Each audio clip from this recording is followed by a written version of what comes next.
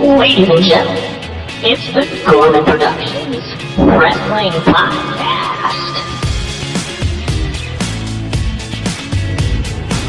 All right, good morning, or afternoon, or evening, my friends.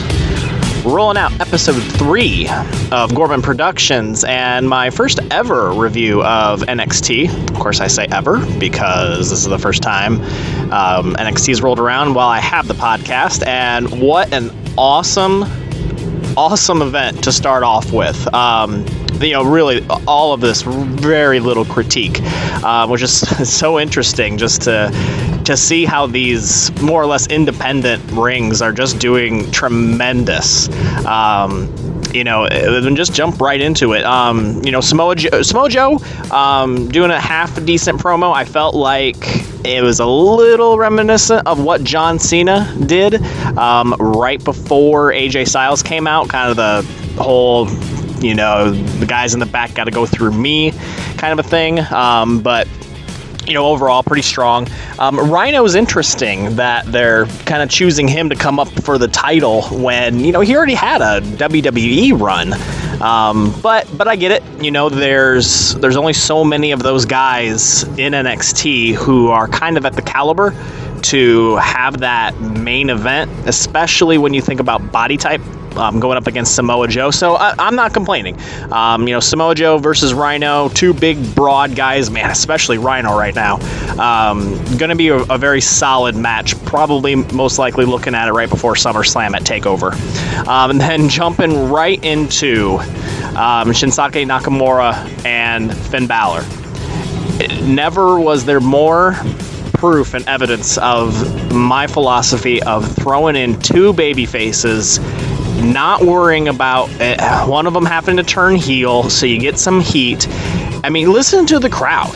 3 times they started chanting for one guy, back to the other guy, and then you get that chant of both these guys. Right there. My goodness, would someone please pay attention when something like that happens?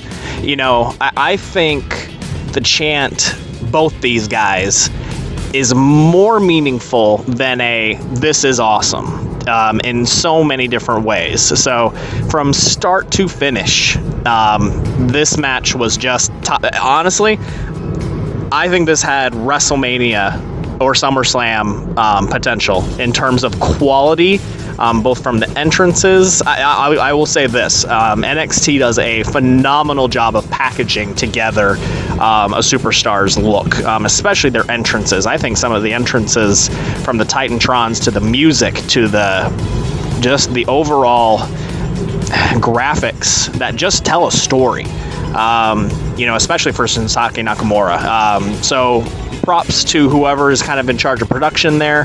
That was very strong. But the match itself, just back and forth, you're pulling for both guys. Doesn't matter who wins, really, in the end. Even some of the taunting halfway through with the little thing that Nakamura does with his head against his chest, and then followed up with the too sweet, just a little bit of humor in there. Everybody responded to it really well.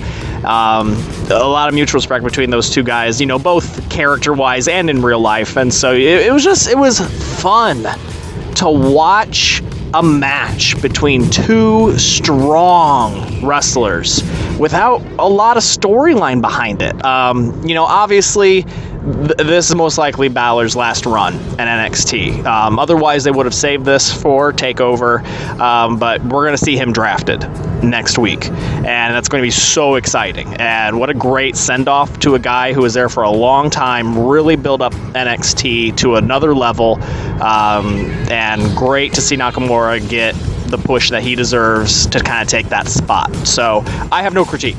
Wonderful, awesome match, very strong.